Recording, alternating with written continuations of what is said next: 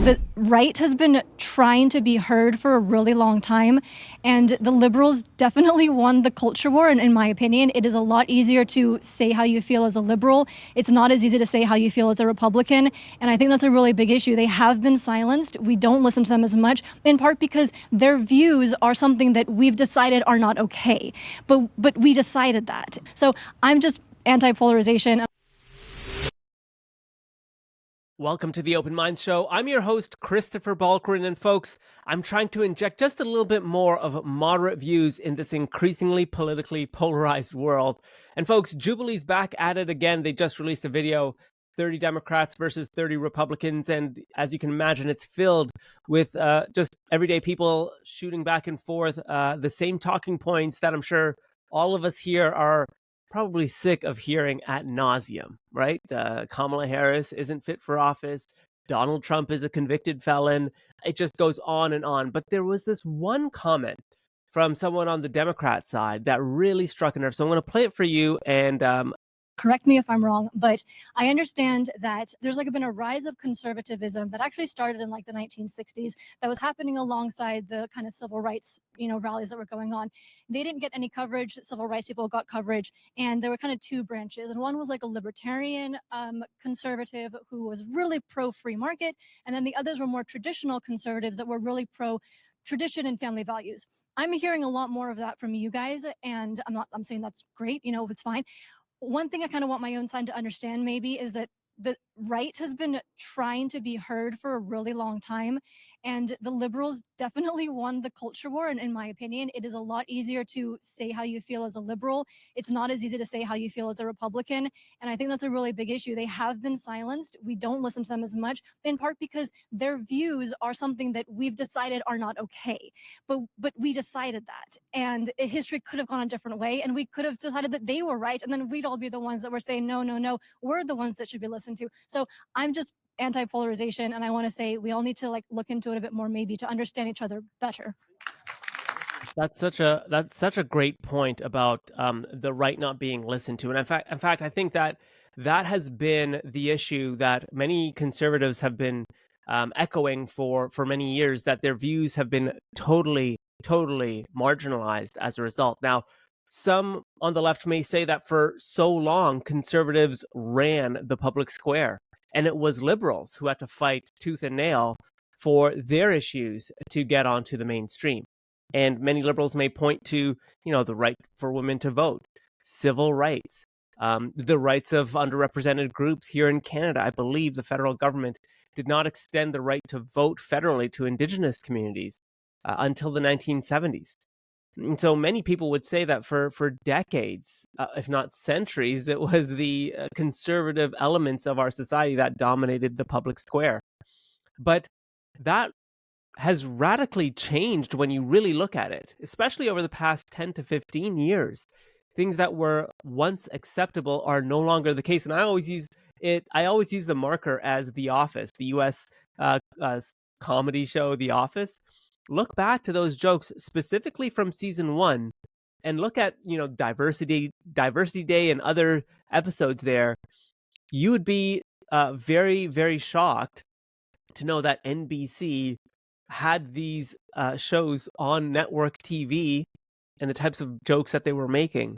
And that's a direct result, I think, of very progressive and very liberal views. Is that, as I understand and as I see, progressive views keep getting more and more, some would say progressive, others would say extreme, right? If you look at the US election today, we're debating transgender athletes in sports, or even transgender surgeries for minors, transgender surgeries for those in prison, etc. And I think that's a big issue for many conservatives, because many conservatives not only want to talk about these things in a very open way, their views are not being discussed in an open way.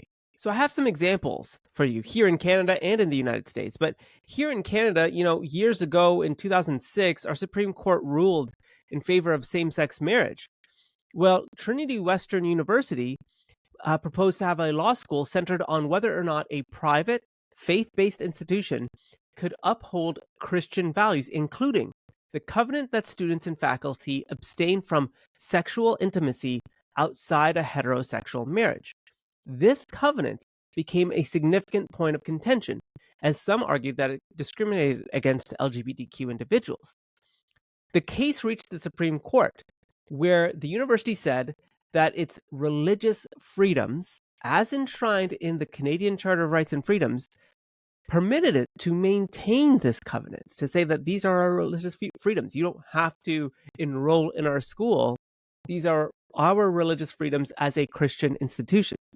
But the Supreme Court ruled against Trinity Western University, finding that law societies could refuse accreditation on the grounds that the covenant would create a, quote, discriminatory environment for LGBTQ students.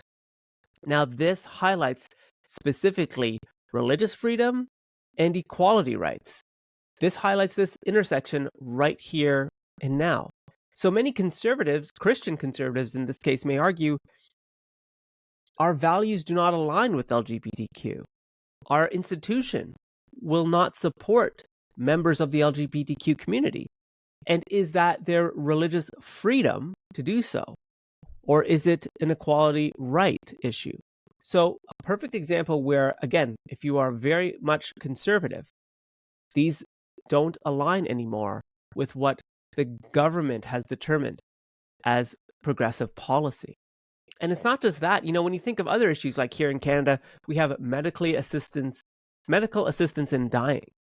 Now, there are many, many physicians who are against medical assistance in dying, who see the benefits of, whether it's prolonged psychotherapy, prolonged psychology interventions, prolonged mental health supports.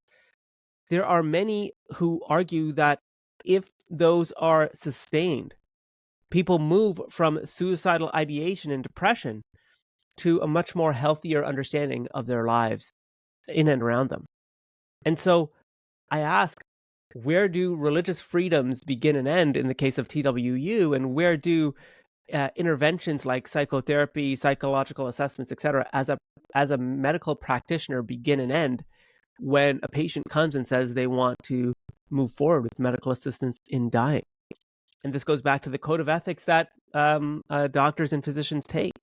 And so these are some examples of the culture war and how more progressive and liberal-minded views have taken root over these issues.